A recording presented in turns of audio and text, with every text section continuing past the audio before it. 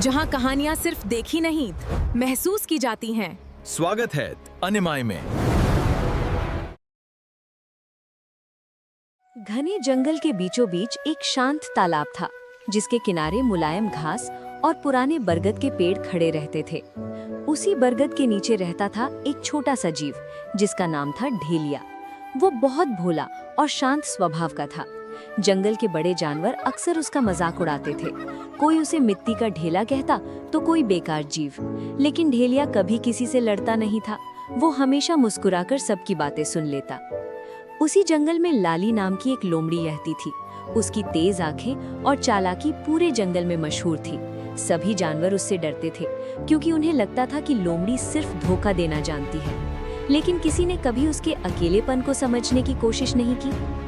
एक शाम जब सूरज ढल रहा था और आसमान लाल रंग से भर चुका था, तभी लाली पानी पीने तालाब के पास आई। तभी उसकी नज़र एक घायल हिरण पर पड़ी। हिरण का पैर बुरी तरह जख्मी था और वो दर्द से कांप रहा था।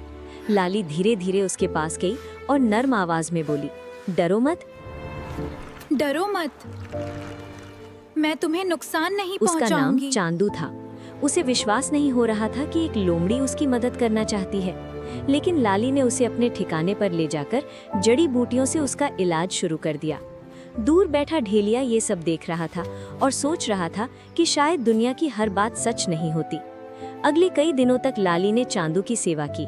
धीरे धीरे चांदू ठीक होने लगा। दोनों घंटों बातें करते।